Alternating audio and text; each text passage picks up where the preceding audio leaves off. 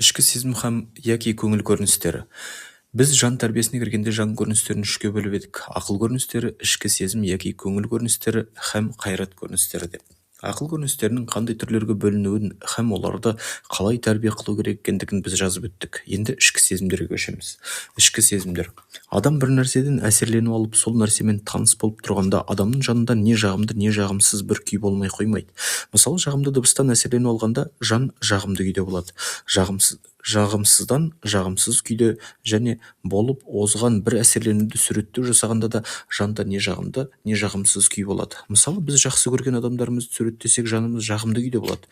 Жек көрген адамдарымызды суреттесек, жанымыз жағымсыз күйде болады. Қысқасы, әсерлену уақытында яки суреттену уақытында жанымызда не жағымды, не жағымсыз бір толқын болмай қоймайды.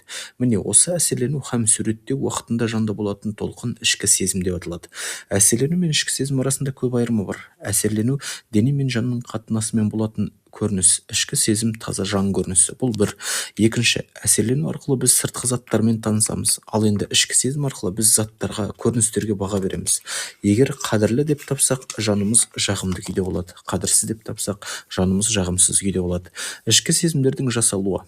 Адамда ішкі сезім болу үшін біздің жанымызда бұрын бірнеше әсерленулер һәм суреттенулер болу шарт. Себебі ішкі сезім бір тұқымдас бірнеше әсерленулерді һәм суреттеулерді бір-бірімен салыстырумен болады. Мысалы, біз мына картина әдемі екен десек, сонда біз сол картинаны оймен басқа картиналармен салыстырып айтып отырмыз. Салыстырылатын бұрынғы мен жаңа екі суреттердің бұрынғысы ішкі сезімнің негізі деп, соңғысы ішкі сезімді оятушы деп аталады. Негізгі суреттеу әр адамда әртүрлі болады. Әрбір адамның ішкі сезімі сол адамның қандай күйде тұруына, оның біліміне һәм денесінің қандай күйде тұруына байлаулы болады. Мысалы, бір әннен бір уақытта жағымды әсерлену, екінші уақытта жағымсыз әсерлену алуға мүмкін. Яки білімді оқыған адам бір нәрседен жағымсыз әсерлену алғанда, сол нәрседен оқымаған надан адамның алған әсерлену жағымды болуға мүмкін. Яки сау адамның бір нәрседен алған әсерлену жағымды болғанда, сол нәрседен ауыру адамның алған әсерлену жағымсыз болуға мүмкін. Ішкі сезімдердің сыртқа шығу. Жанда болған әрбір ішкі сезім сыртқа шықпай, яғни денеге әсер бермей қоймайды. Не бет өзгереді, не дауыс өзгереді, не жай денеде бір әсер болады. Мысалы, ұялғанда бет қызарады, қорыққанда дауыс, дене дірілдейді. Халық ішкі сезімдердің орны жүрек деп біледі. Бұл пікірде әжептәуір дұрыстық бар. Яғни ішкі сезім уақытында жүректің қызметі күшейеді. Шынына келгенде, әрбір ішкі сезімнің болуына ми себепші. Бірақ ішкі сезімнен көп әсерленетін жүрек. Мысалы, қуаныш уақытта жұмысын жылдам атқарады, ойнайды, ал реніш уақытында жұмысын шабан атқарады, қысылады. Ішкі сезімдердің бөлінуі. Бірінші, ішкі сезімдер мінезіне қарап екіге бөлінеді. Жағымды һәм жағымсыз ішкі сезімдер. Яғни қандай болса да ішкі сезім мінезіне қарағанда не жағымды, не жағымсыз болмай қоймайды. Екінші, ішкі сезімдер күшіне қарап бөлінеді. Күшіне қарағанда сезімді екіге айыруға болады. Жанның күйі һәм аффект. Жан күйі. Адамда бір ішкі сезімнің ұзақ болуы жан күйі деп аталады. Мысалы, адамда қайғы ұзақ болса, оның жан күйі де қайғылы мінезді болады. Кейбір адамдардың жаны өмір бойы бір күйде болады. Мысалы, туғаннан бері тарлық, кемдік, жоқтық, науқас көрмеген адам ылғи қуанышты, шат болады. Өмір бойы кемдік, тарлық көрген қуқанжыға адам жадырауды білмейтін болады. Аффект. Тіпті күшті болған ішкі сезім аффект деп аталады. Аффект көбінесе кенет болады. Оны құйынмен ұқсастыруға болады. Ішкі сезім аффект дәрежесіне жеткен уақытта жанның басқа күштері әлсіреп, жұмысы шабандап қалады. Мысалы, ашу уақытында, қатты қорыққан уақытта ақыл жөнді жұмыс қыла алмайды. Аффект тым күшті дәрежеге жеткенде адам не істеп, не қойғанын ойлай алмайды. Мысалы, күшті аффект уақытында адам төбелесіп қалады, кісі өлтіріп тастайды. Кенет күшті болатын аффект адамның денесінде де күшті әсер береді. Бетті қуартады, қызартады, денені дірілдетеді, күлдіреді, жылатады, кейде кенет шашты ағартады. Аффект нерв системасына күшті әсер береді. Аффектіден соң адам әлсіреп қалады. Ішкі сезімдер тағы да екіге бөлінеді. Өзімшілдік, эгоизм, ішкі сезімдер, һәм көпшілдік, альтруизм, ішкі сезімдер.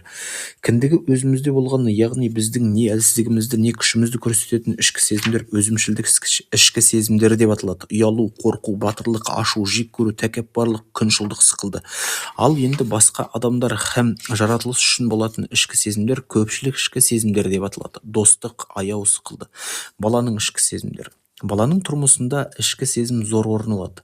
Бала бір нәрседен әсерленіп алғанда, ол әсерленудің жағымды яки жағымсыздығын бірінші орынға қояды. Баланың ішкі сезімдері ересек адам сезімдерінен былайша айырылады. Бірінші, баланың ішкі сезімдері ұшқыр болады, жылдам оянады. Мысалы, бала тез қуанады, тез қайғырады, күлуі де жылауы да тез. Екінші, баланың ішкі сезімдері күшті, құйындай екпінді болады.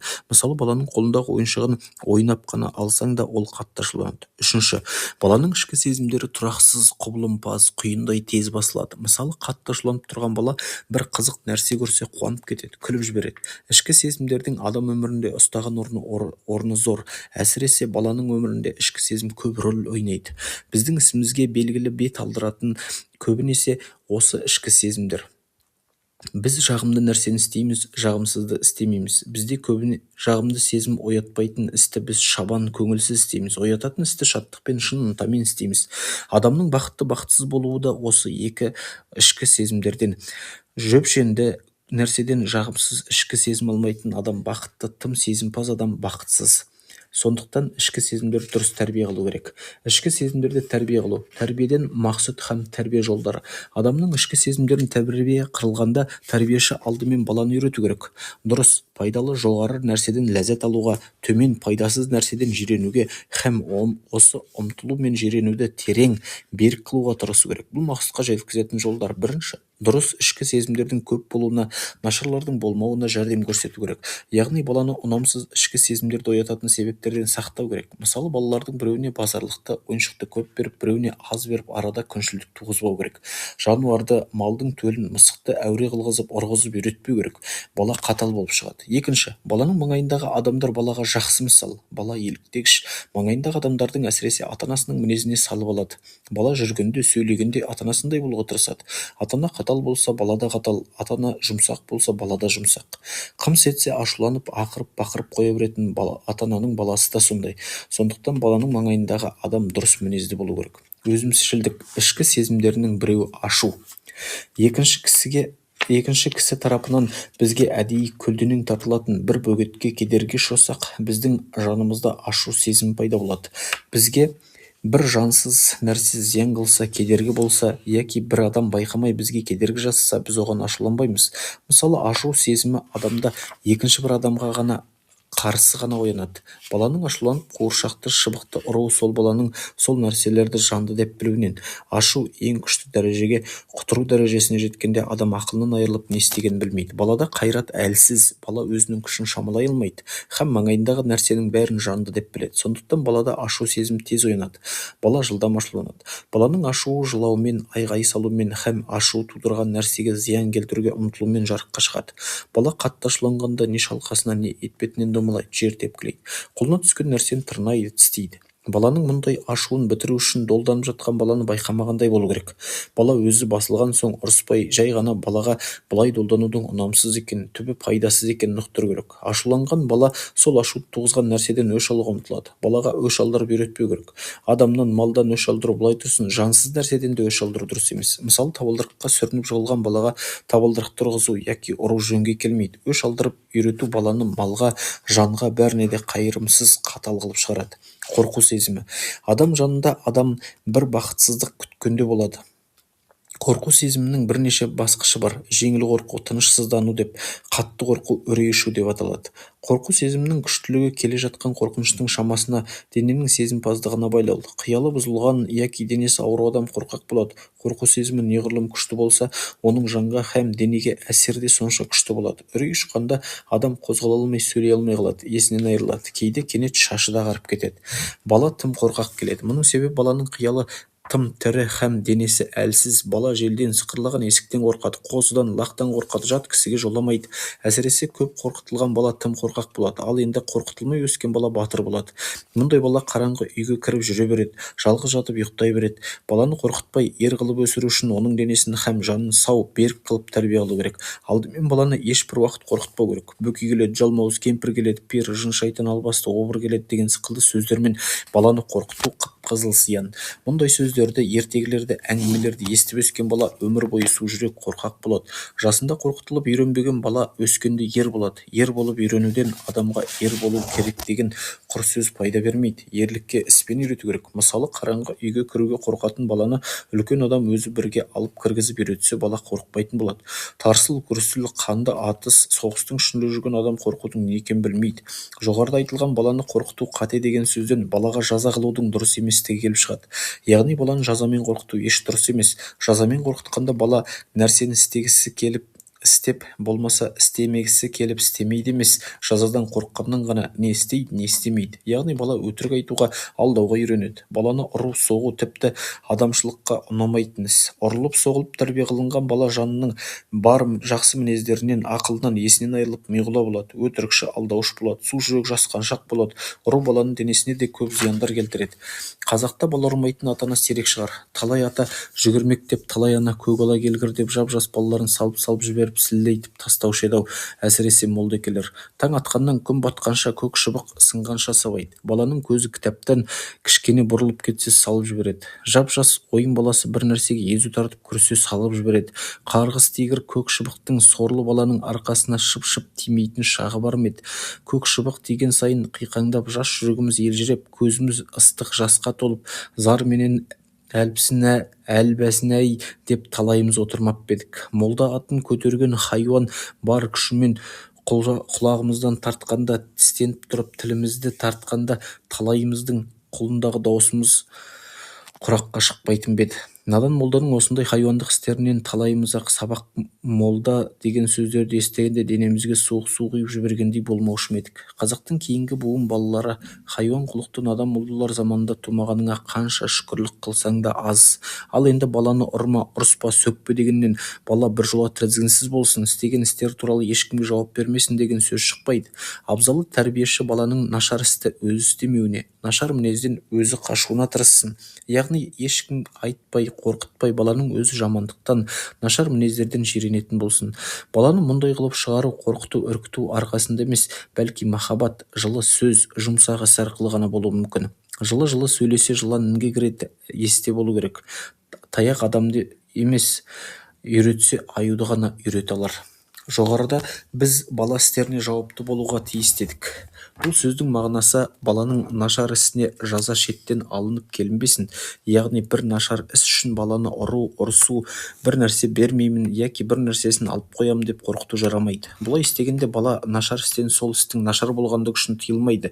Бәлки таяқтан, сөзден аман қалу үшін, бір нәрсені алу яки бір нәрседен айырылып қалмау үшін ғана тыйылады. Ал енді бала нашар істен сол істің нашарлығын біліп тыйылсын десек, сол істің нашарлығын іспен көрсету керек. Яғни нашар істің нәтижесінде нашар болатын бала іспен көрсін. Мысалы, өтірік айтқан адамның сенімі кетеді, ұрлық қылған адамның қадірі кетеді. Ұялу сезімі. Егер де біз өзіміз қымбат көретін адамдарымыз мінегендей бір мін іс істесек, біздің жанымызда ұялу сезімі болады. Жер жүзінде ұялмайтын адам жоқ. Бірақ білімі, тәрбиесі, мінезіне қарай әр адамның ұялуы да әртүрлі болады. Мысалы, білімсіз адам айылын жимайтын істен білімді адам ұялып өліп қалады. Жұмсақ мінезді адам ұялшақ келеді. Ұялу оңай нәрсе емес. Адамға ұялтудан күшті жаза жоқ. Өлімнен ұят күшті дейді қазақ. Қазақтың бұрынғы күнде нашар істеген адамдарға істеген жазаларының көбі ұялту болған. Мысалы, қазақ қар әйелді қара өгізге теріс мінгізіп, бетіне күйе жағып, үстіне құрым жауып, ауылды айналдырады екен. Әрбір елдің заңында ұялтуға негізделген жаза нағыз қатты жаза деп саналады. Сондықтан тәрбиеші баланы ұялтып жаза қылуға өте сақ болу керек. Ұялту, келемеж қылу баланың жақсылыққа, жоғарылыққа ұмтылатын барлық ынтасын байлап, өлтіріп, баланы жасық, ынжық қылады. Бала қорғаншақ, өзіне өзінің сенімі жоқ жасқаншақ болады. Ұялу сезімінің қарсысы өзіне өзі разы болу сезімі. Адамда бұл сезім басқалар оны жақсылағанда, мақтағанда болады. Өзіне өзі ылғи риза болып жүретін тәкаппарлық сезім пайда болады. Тәкаппарлық сезім яғни адамның өзін ірі деп санауы, шектен шығып кетпесе, әрине дұрыс сезім, дұрыс мінез, бірақ шектен шығып кетпесін. Яғни адам өзінің істері, мінездері ірілігін емес, төмендігін көрсетіп тұрғанда өзін тірі адам деп санайтын болмасын. Жоғарыда айтылған себептерден баланың өзіне өзі разы болу сезімін өте сақтықпен тәрбие қылу керек. Баланың өзін мақтама, ісін мақта. Мақтағанда мақтауға тұрарлық ісін мақта. Баланың жеңіл істерін мақтай беру балада менмендік, ретсіз тәкаппарлық туғызады. Қайта бір жеңіл дұрыс ісі болса да нашар шәкіртті мақтау керек. Қалайда мақтауға өте мырза болу жарамайды. Бір шәкіртті, бір баланы мақтау басқа балалардың рухын түсіреді, ынтасын өлтіреді. Ал енді жақсы оқуды, дұрыс құлық үшін шәкірттерге сый беру, үлестіру тіпті дұрыс емес. Мұндайда сый алған балалар сый алу үшін ғана тырысып, кеуделеріне орынсыз менмендік, ретсіз тәкаппарлық кіріп, сый алмаған балалар күншіл һәм өзіне өзі сенбейтін жасық болып шығады. Көпшілдік ішкі сезімдерінің бірі аяу һәм достық. Аяу сезімі әр адамда болады. Адам бір нәрсені аяғанда бір мақсат үшін, яки сол нәрсе дұрыс болғандықтан аямайды. Тек сол нәрсеге аяныш көрсе аяйды. Біз суға батып жатқан адамды көрсек, осыны құтқарып, осыдан олжалайын деген оймен емес, ешбір ойсыз жанымызды өлімге байлап толқынға кіріп кетеміз. Яки біз өзінің тиісті жолды жазасын тартып жатқан, яки тартайын деп тұрған бір жазалы адамды көрсек те аяймыз. Қасірет бейнет көрген адам неғұрлым бізге жақын болса, сонша терең аяймыз. Біреуді біреу аяп қайғысына ортақтасқандай қуанышына ортақтаспайды. Біреудің қуанышына ортақтасу орнына адамда күншілдік пайда болады. Бұл жалпы адамдықтың бір төмен, ұнамсыз мінез. Бір ғалым айтыпты: қайғы ортақтасу үшін адам болу жетеді, қуанышқа ортақтасу үшін періште болу керек деп. Тәрбиеші балада осы мінезді әлсіретуге ұмтылу керек. Достық сезімі. Адамда сол адамның жанына екінші бір адамның жаны барлық мінездермен үйлесетін болса, сонда болады. Аяғында адам ойламай, аңдамай аяйды. Дос болғанда ойлап, аңдап дос болады. Екі дос бірге болса, араларында достық беки береді. Егер айырылса, достық әлсірейді. Аяу сезімі адамда ерте басталады. Бір жасқа толмаған бала күлсең күледі, жыласаң жылайды. Ал енді достық, ақыл біраз орныққан соң болады. Жеткен адамдардың баланы аяуы балаға өте қымбат. Баланы кім аяса, оған сол жақын. Ата-анасы өліп, жетім қалған баланы ең алғаш кім бауырына тартса, бала соған бауыр басып кетеді. Бала біраз есейіп, басқа балалармен ойнай бастаған кезде онда достық сезім оянады. Бірге ойнайтын балалардың ішінен бала өзіне дос тауып алады. Достық сезімнің балаға көп пайдасы бар. Досының көңілін тауып үйреніп, бала өзімшілдік мінездерден аулақ болады. Өзінің дос баласының сөзін бала үлкен адамның сөзінен артық тыңдағыш келеді. Сондықтан тәрбиеші баланың достарының дұрыс балалар болуына қам қылуға міндетті. Ішкі сезімдердің біреуі іш пысу яки зерігу. Іш пысу көңілсіз бір сезім. Іш пысудың жоғары дәрежесі еш нәрсеге қызықпау, еш нәрсеге ұмтылмау, еш нәрсеге қанағаттанбау дәрежесінде іш пысу апатия деп аталады. Іш пысудың бас себебі іссіздік. Ісі жоқ, жұмысы жоқ адамның іші пысымпаз болады. Ылғи еңбек қылатын адам іш пысудың не екенін білмейді. Баланың сотқар, тентек болуы өзіне лайық іс таппай іші пысқандықтан. Іші пысқан соң әр нәрсеге тиісіп бүлдіре береді. Іш пысудың екінші себебі бір түрлі әсерлер, бір түрлі суреттер адамды жалықтырады, қажытады, ішін пыстырады. Мысалы, біз бір кітапты қайта-қайта оқысақ, бір әңгімені қайта-қайта тыңдасақ, біздің ішіміз пысады. Мұғалім бір сөзді аузынан ұзынан ұзақ соза берсе, шәкірттің де іші пысады. Әсерлер, суреттер тез алмасса да, адамның іші пысады. Мысалы, көз алдымызда түрлі нәрселер тез алмасқандықтан біздің отарбада кетіп бара жатқанда ішіміз пысады. Мұғалім үсті-үстіне төпеп, түрлі білімді, түрлі сөзді айта берсе, баланың да іші пысады. Мұғалімнің шеберлігі өзі білген білімнің бәрін балаға тез білдіруде емес, еппен, басқышпен білдіруде. Сабақ уақытында мұғалім сөзі жинақты, жігерлі, қызықты болуға тиісті. Сонда ғана ол баланың абайын өзіне қаратылады. Болмаса баланың абайы басқа нәрсеге аунап кетеді. Сабақ уақытында балалардың ойнауы, тыныш отырмауы, бір-бірімен сөйлеулері мұғалімнің жинақ, жігерлі бола білмегендігінен. Ішкі сезімдердің адам үшін ең қымбаттары сұлулық һәм құлық сезімдер, сұлулық эстетика сезімдер. Жаратылыстың һәм искусствоның сұлу заттары адам жанында сұлулық сезімдерін оятады. Үлбіреген гүл, күңіренген орман, сылдырлаған су, бұлдырлаған бұлақ, шетсіз төпсіз қаракөк теңіз, түрлі шөптер мен толқынданған дала, бұлт пен бал алысқан биік тау, күннің ойыншыл алтын сәулелері, ерке сұлу ай, жұлдызды түн. Міне осылар сықылды жаратылыстың сұлу заттары, көріністері яки искусствоның тылсымдай жанды билеп алып кететін ән, күй, сиқырлы сөз, сұлу картина сықылды әсерлері адам жанында бір ләззат, бір сұлулық толқынын оятып туғызбай қоймайды. Архитектура, сұлу сурет, скульптура сықылды пластика искусствосы адамның көру сезімін сиқырлап барып жанда сұлулық толқындарын туғызады. Ал енді музыка, ән, поэзия сықылды тон искусствосы есту сезімін сиқырлап барып жанда сұлулық толқындарын туғызады.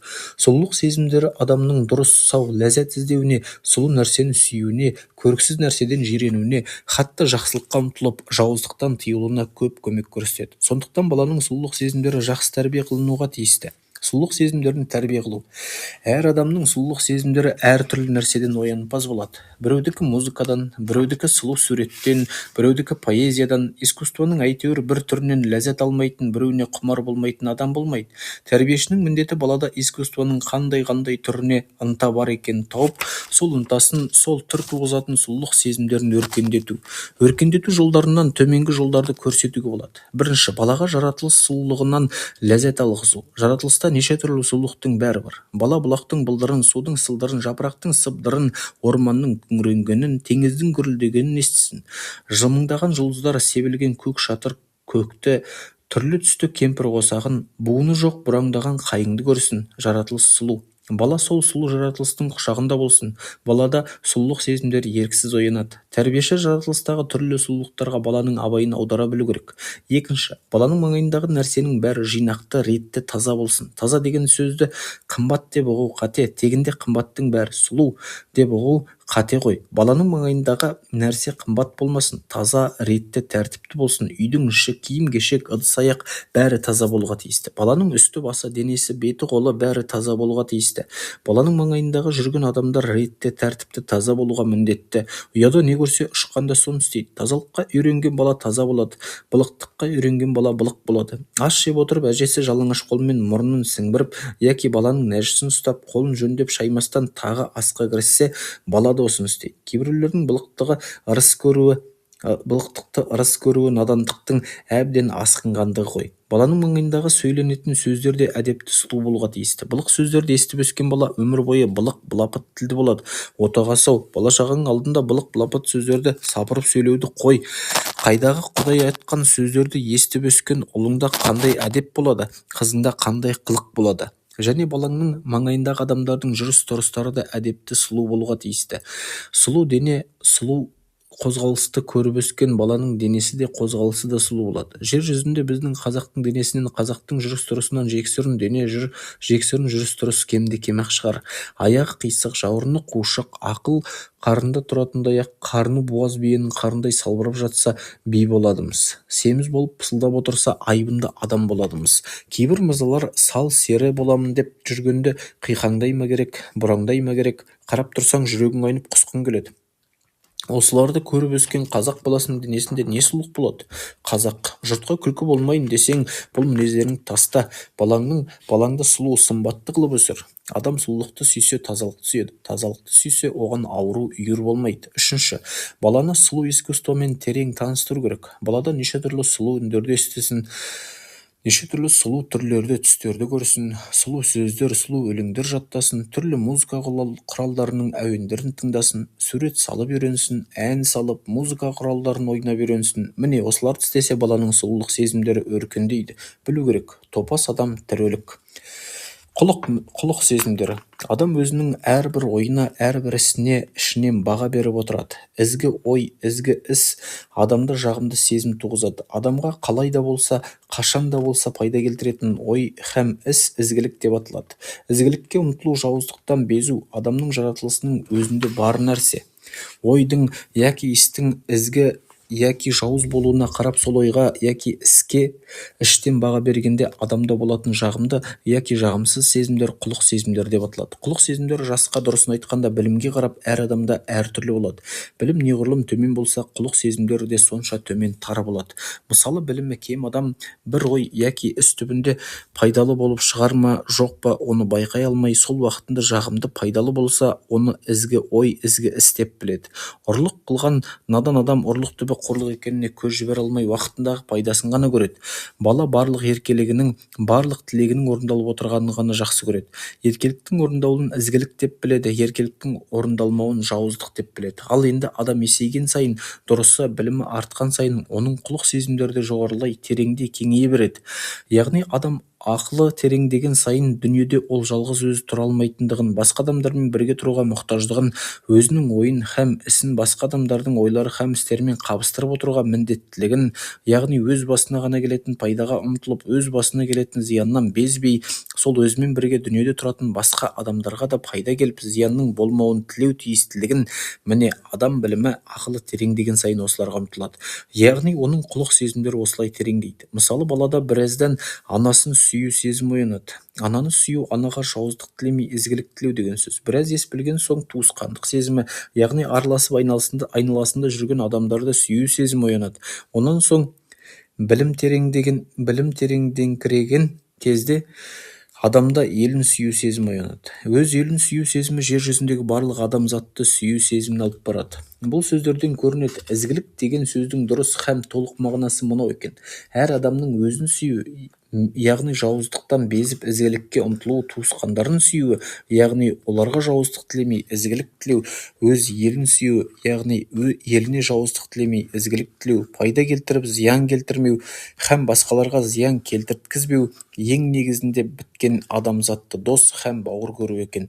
Міне, кім-кім өзін сүйсе, туысқандарын сүйсе, өз елін сүйсе, әсіресе біткен адам баласы бауырым деп білсе, сол адамды ізгі деп атаймыз. Әсіресе деген сөзді қосуымыздың мәнісі мынау: адамның өзін өзі сүю, туысқандарын сүю, бұл ол адамның құлық сезімдерінің төмен тұрғандығын көрсетеді. Өзін өзі соқыр сезіммен мал да сүйеді, пайдаға ұмтылады, зияннан безеді, туысқандарын мал да сүйеді, биі құлын қорғайды. Адамның шын мағынасымен адам болуы үшін өзін сүю, жақындарын сүюмен қанағаттанбай, жалпы адамзатты сүю шарт.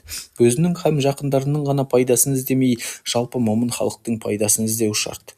Халық пайдасын өз пайдасынан ілгері қою шарт. Адам шын ізгі адам боламын десе, халық ісі, халық пайдасы жолында құрбан бола білсін. Қазақтың жазушысы Міржақып Дулатов бір өлеңінде: мен біткен ойпаң жерге алас ағаш, емеспін жемісі көп тамаша ағаш, қалғанша жарты жаңқам мен сенікі, пайдалан шаруаңа жара салаш дейді. Міне, алашты халық десек, халықты шын сүйген адам жарты жаңқасы қалғанша халық үшін қызмет істеуге тиісті. Өз елін сүю дегеннен адам өз халқынан басқа халықтарды мейлінше жек көрсін, басқа халықтарға қасқыр болып тисін деген сөз шықпайды.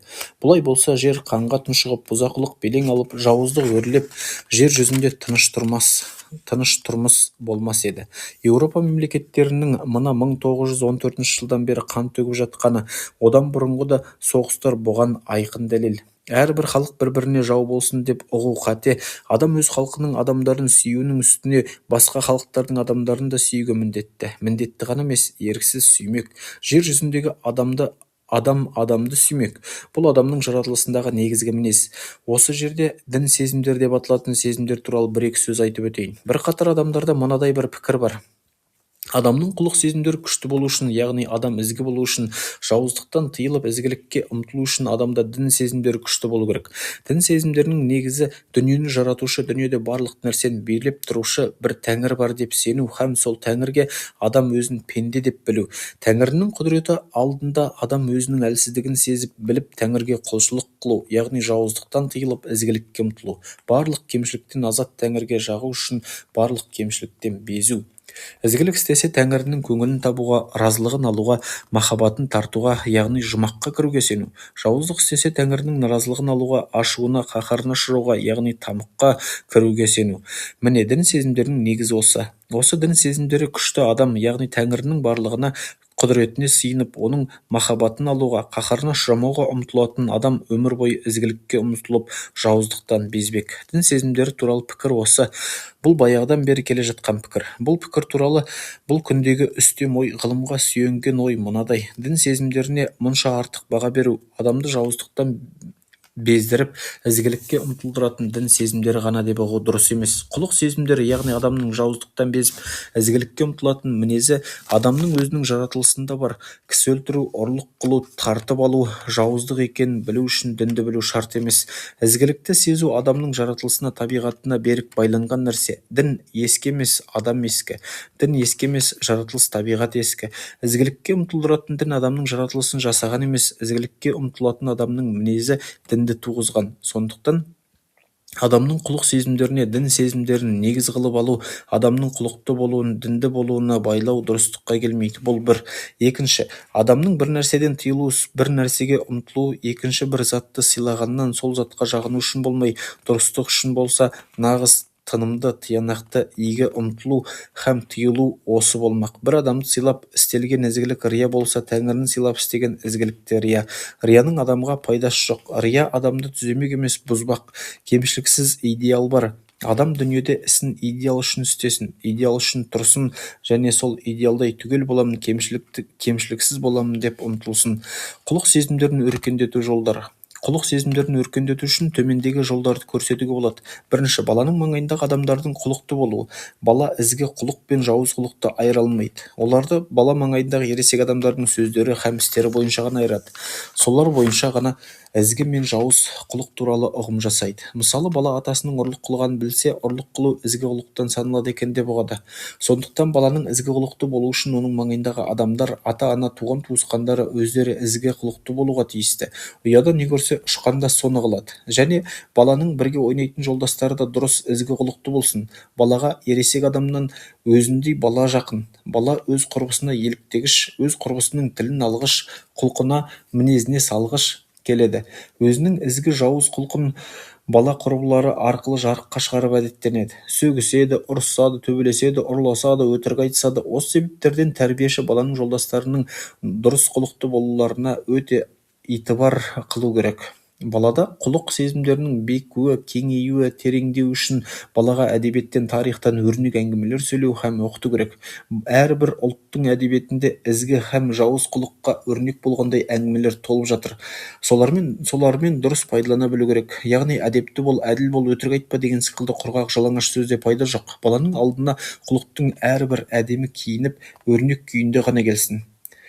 Өрнектен нәтижені бала өзі-ақ шығарып алады. Екінші, үйде һәм мектепте дұрыс тәртіп болу. Үй һәм мектептегі тәртіп баланы ізгі құлықтарға әдеттендірсін. Әдеттендіру мынадан табылады. Үй һәм мектептегі тәртіп құбылмалы болмасын. Яғни ата-ананың мұғалімнің күйіне қарап тәртіп өзгеріп отырмасын. Тәртіп өзгермейтін ізгі құлық заңдарына негізделсін. Болмаса бүгін жараған іс ертең жарамайтын болып отырса, балада тәрбиешіге сенім қалмайды. Бұл бір. Екінші, баланың жаратылысы, табиғаты тілейтін нәрседен баланы тыю дұрыс емес. Жүгіруден, ойыннан тыю сықылды. Баланың жаратылысы тілейтін нәрседен тыйсаң, бала бұл жасама тәртіпті оп-оңай бұрып әкетеді. Яғни бала өтірік айтуға, алдауға үйренеді. Баланың өтірік айтуы, алдауы оны жасама тәртіп ішіне қамаудан, маңайындағы тәртіп тұрмыстың құрылысы баланың жаратылысына қайшы болса, бала ондай тәртіпті аттап өтеді. Үшінші, тәрбиеші мен баланың арасы өте жақын болуға тиісті. Екеуі бір-біріне жат қарамасын. Екеуінің арасында сеніспеушілік болмасын. Бала тәрбиешіні мұңын тарқата алғандай, қуанышына ортақтас алғандай, сырын шеше алғандай досым деп білсін. Бала тәрбиешіні осылай деп білсе, ол уақытта одан ешбір ойын, ешбір ісін жасырмайтын болады. Жасырмайтын болса, өтірік айту, алдау сықылды ұнамсыз құлықтарға да орын қалмайды. Үшінші, баланы құлық туралы ой жүргізіп үйрету. Бала барлық ізгі құлықтарды өзі басынан кешіріп, яки маңайындағы адамдардан көріп біліп бітіре алмайды. Алдағы өмірінде құлықтардың әлденеше түрлеріне ұшырауға мүмкін. Ол уақытта мен мына құлықпен таныс емеспін, сондықтан мұны ешнәрсе деп айта алмаймын деп отыра алмайды ғой. Алда болашақ өз істеріне һәм басқа адамдар ісіне құлық көзінен баға бере алу үшін оның құлық туралы ертегінен ой жүргізіп үйренуі тиіс қой. Сондықтан тәрбиеші балаға түрлі істерді құлық көзінен салыстырып, сынатып үйретуге міндетті. Бала салыстырып сынап үйренсе, құлық туралы белгілі берік бір ұғымға ие болады. Ол уақытта алдағы өмірінде дұрыс пен терісті, ізгі мен жауызды, ақ пен қараны дұрыс һәм жеңіл айыратын болады. Қайрат. Біз кітабымыздың басынан бері жан көріністерінен ақыл һәм ішкі сезім көріністерін баяндадық. Енді жан көріністерінің үшінші түрі қайратқа көшеміз. Қайрат ұғымы. Біз ақыл көріністері арқылы сыртқы заттар туралы, яғни олардың өзі, ісі һәм күші туралы білім аламыз. Ішкі сезімдер арқылы жанымызда түрлі күйдің болғанын білеміз. Һәм ол күйді жағымды не жағымсыз деп бағалаймыз. Ал енді жанымызда тағы бір күш, тағы бір көрініс бар. Жан бір нәрсені істеуге болдыруға ұмтылады, яки істемеске болдырмасқа ұмтылады. Және бұл ұмтылу соқыр ұмтылу емес, аңды ұмтылу. Міне, Осы бір мақсатқа жету үшін жанның аңды ұмтылуы қайрат деп аталады. Әрине, жан құр ұмтылып қана қоймайды, сол ұмтылғанын болдыру үшін денені іске қосады. Жанның қайрат күші арқылы істелетін іс ерікті іс деп аталады.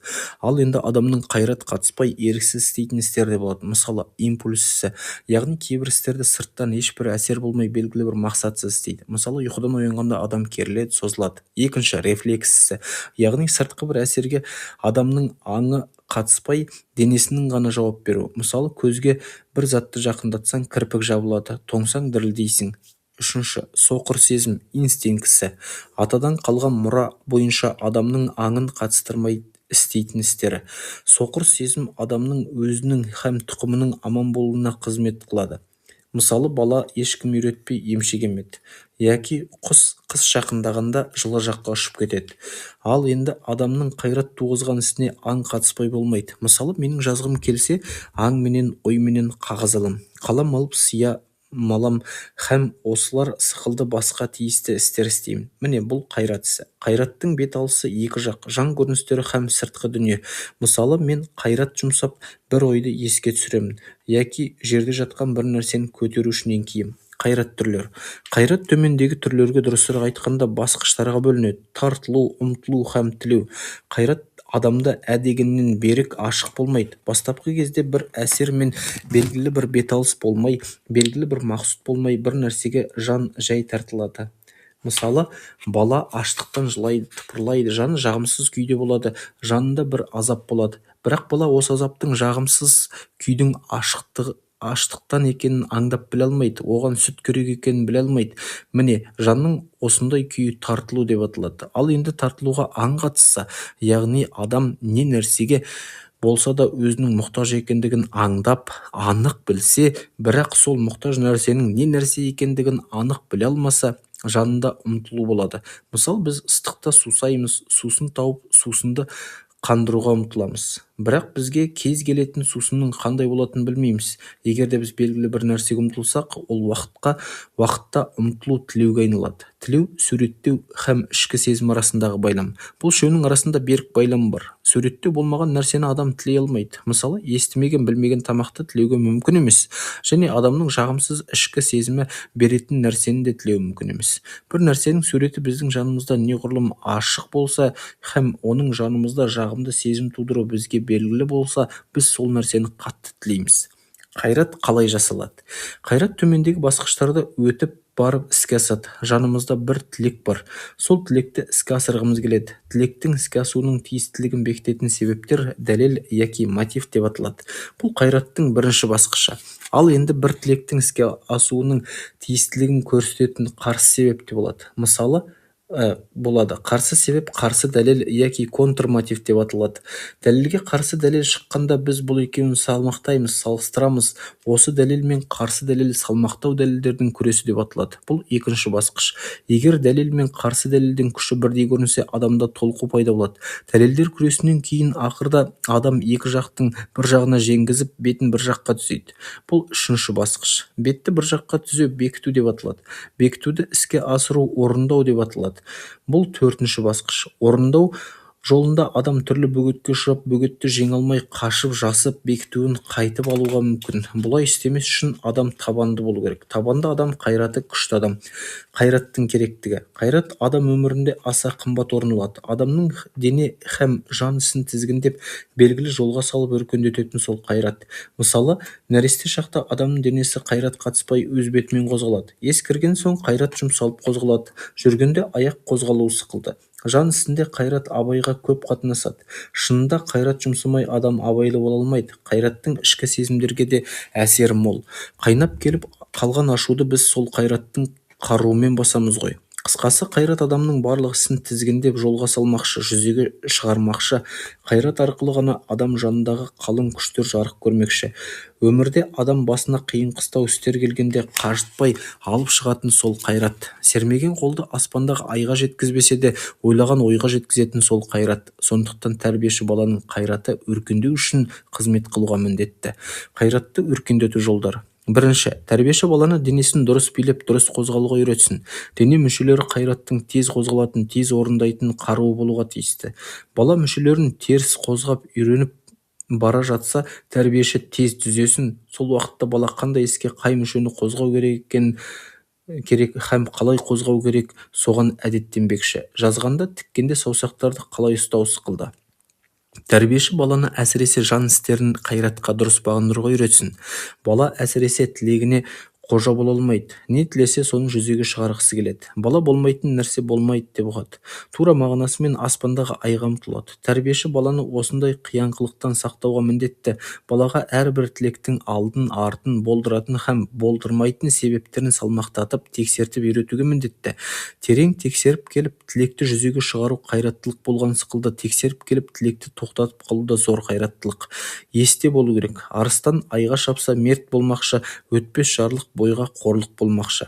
Тілектің алдын, артын тексеріп үйренген адам балалықта ебедейсіз еркеліктен, қияңқылықтан, есейгенде езеліктен аман болмақшы. Екінші, баланың қайраты күшті болу үшін тәрбиеші баланың барлық ісін тізгіндей бермей, әрбір істе балаға ерік берсін. Бала өз еркімен денесін қозғап жүгіріп үйренсін, әсіресе жанды жұмсап үйренсін. Яғни бала өз бетімен бір нәрсені тілеп, сол тілектің алдын, артын тексеріп, сонан соң я болдыруға, я болдырмауға өз әдеттенсін. Сол уақытта баланың қайраты өркендемек. Әрине, баланың ісі, тілегі пайдасызға, зиянға айналып бара жатса, тәрбиеші кіріседі ғой. Бірақ баланы ылғи тізгіндеуден сақтану керек. Әдет. Әрбір іс, дене ісі болсын, жан ісі болсын, алғаш істелгенде бірталай қиындықпен істеледі. Екінші істелгенде қиындық біраз жеңілдейді. Егер де көп істесек, ол істі тіпті жеңіл істейміз. Және сол істі ылғи істегіміз келіп тұрады. Істемесек бір нәрсені жоғалтқандай боламыз да тұрамыз. Белгілі шарттар болғанда белгілі бір түрде іс істеу әдет деп аталады. Мысалы, жазған уақытта саусақтарды белгілі бір түрде ұстау сықылды. Әуел жазғанда саусақтарды бұлай ұстау әрине қиын, оған қанша қайрат жұмсалады. Бірақ біраздан тіпті жеңілге айналады. Ойламай-ақ, ешбір қайрат жұмсамай-ақ саусақтарымыздың өзі солай икемделе береді. Адам өмірінде әдет көп орын алады.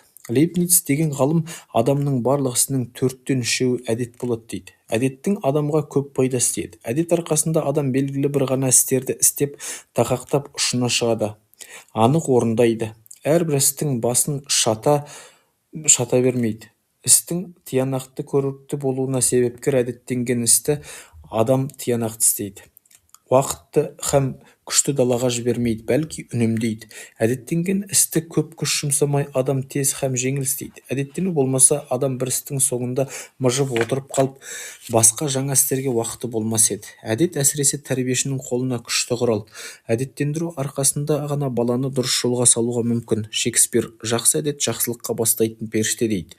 Орыстың тәрбие ғалымы Ушинский: жақсы әдет өсімге берген ақша, адам өмір бойы соның өсімін пайдаланады. Жаман әдет борыш, адам өмір бойы сол борыштың өсімінен азап шегеді дейді. Адам өмірінде әдет осындай зор орын алатындықтан тәрбиеші барлық күшін жұмсап, баланы неғұрлым жақсылыққа әдеттендіруге міндетті. Бала нашарлыққа бір әдеттеніп қалса, оны қайта түзету оңай нәрсе емес, есте болу керек. Ауру қалса да әдет қалмақ емес. Әдет тым бойға сіңсе құмарлыққа айналады. Құмарлық шектен шықпай белгілі мөлшерде болса, әрине пайдалы. Құмарлық болмаса, адам өмірде белгілі бір жолды қуып та кете алмайды. Бірақ көбінесе құмарлық шектен шығып кетеді. Көбінесе адам бір нәрсеге құмар болса, басқа барлық нәрседен көзді жұмып безіп кетеді. Бір тілекке басқа тілектің, бір нәрсеге басқа бір нәрсенің бәрін құрбан қылады. Құмар болған нәрсенің пайдалы-пайдасызына қада қарай алмайды. Сол құмарлық жолында ұяттан, нардан, барлық адамшылықтан айырылады. Мысалы, қиссадағы Қарынбайдың малға құмарлығы сықылды. Маскүнем адамның арақ құмарлығы сықылды. Мұндай құмар адам сау адам емес, ауру адам болады. Мұндай құмарлық адамды өрге сүйремейді, көрге сүйрейді. Сондықтан тәрбиеші балада мұндай құмарлықты болдырмауға міндетті. Мінез. Бір адамның барлық ісін басқа адамдардың істерінен айыратын сипаттар мінез деп аталады. Адамның ойының һәм ішкі сезімдерінің сипаты мінез ұғымына кірмейді. Ойы бір дәрежеде һәм сезімдері бір қалыпта адамдардың мінезі әртүрлі болуға мүмкін. Яки жауыз һәм мейірімді адам, құлықты һәм құлықсыз адамдар мінездес болуға мүмкін. Сондықтан мінез ақылға яки сезімге байлаулы нәрсе емес, қайратқа байлаулы һәм мінез қайрат дәрежесіне қарап былай бөлінеді. Егер бір адамның қайраты күшті болса, сөзінен ісі айырылмайтын, екеуі екі бөлек жайылмайтын болса, ондай адамның мінезі қатты мінез, күшті мінез, берік мінез деп аталады. Егерде сөзбен, оймен іс бір-біріне қабыспайтын болса, ауыз айтқанда қол істей алмаса, ондай адамның мінезі жұмсақ мінез деп аталады. Мінездің жасалуы.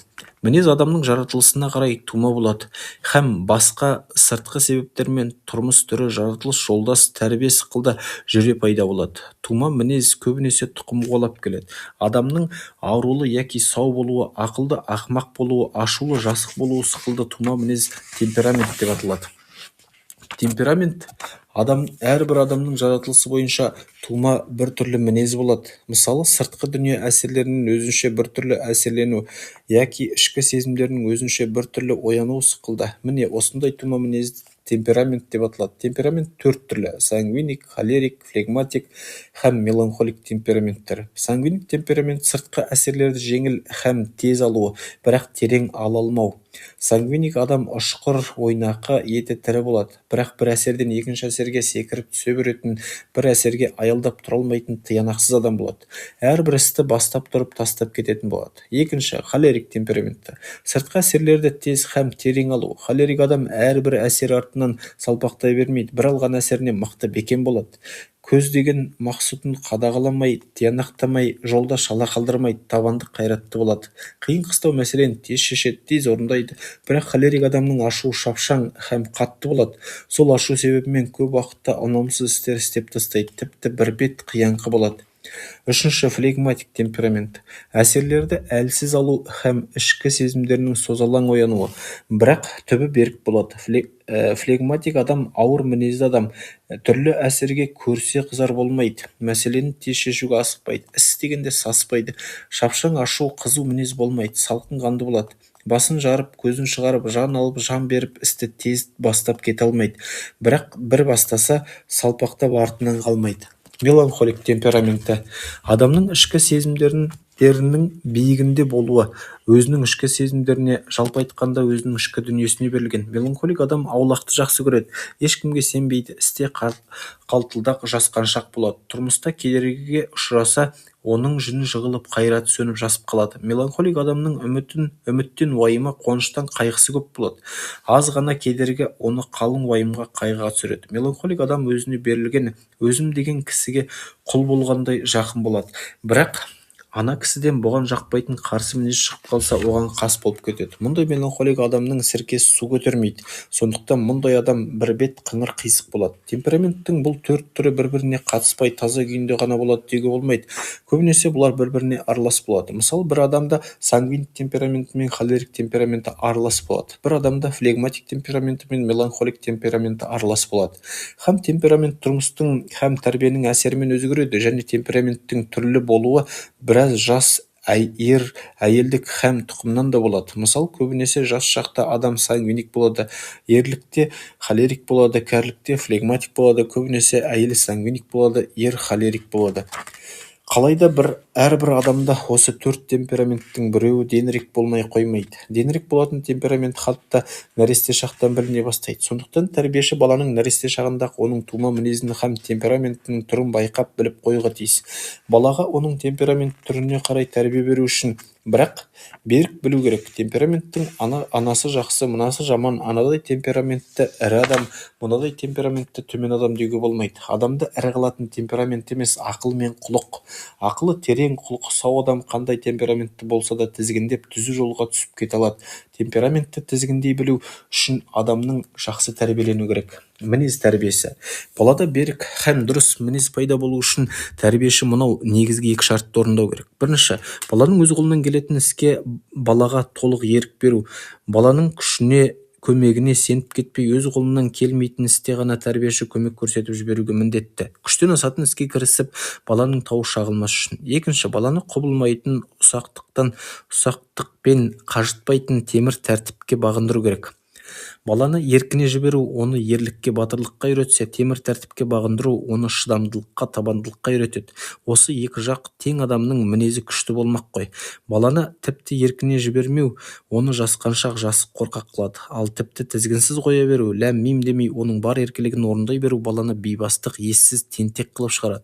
Осы екі жақтың біреуіне аударып жібермей, баланы ортада ұстай білу үшін тәрбиеші мынаны істеу керек.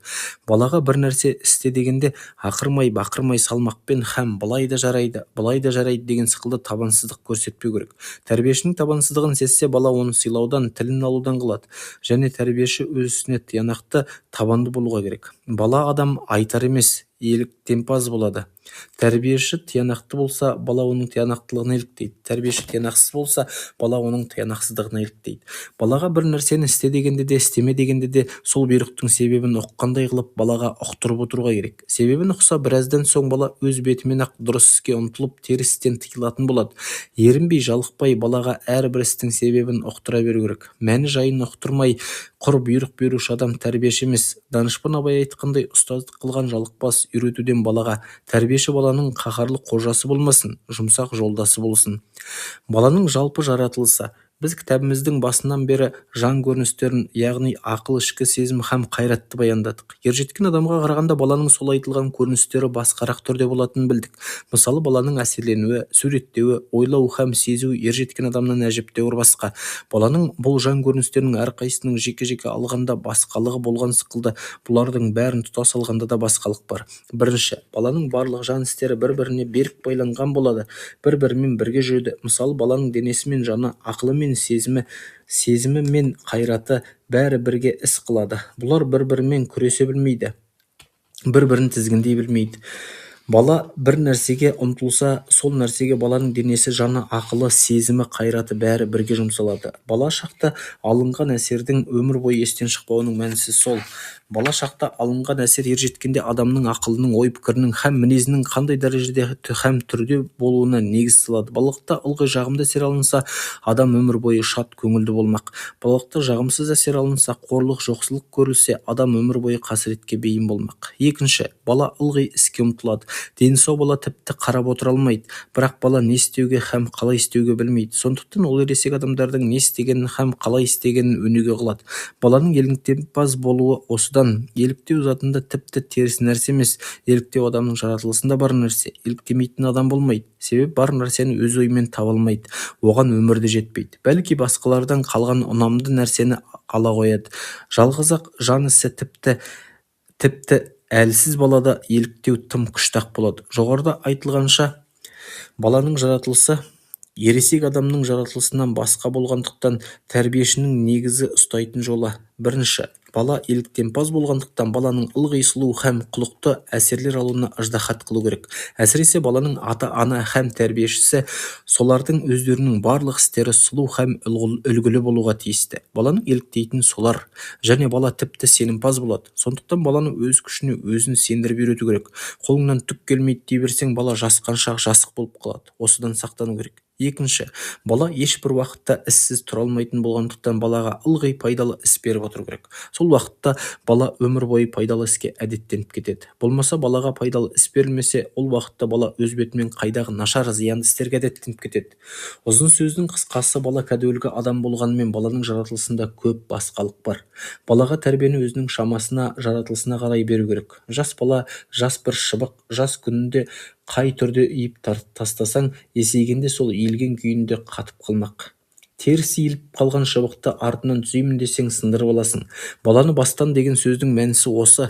Тәрбие деген баланы бетке қақпай бетімен жіберу емес, яки отырса басқа, тұрса аяқ құрып, көр бала қылып өсіру емес. Баланы тәрбие қылу тұрмыс майданында ақылмен, әдіспен күресе білетін адам шығару деген сөз. Қалса өссін, асса барлық адам баласын әділ жолмен өрге сүйрейтін ер шығару деген сөз.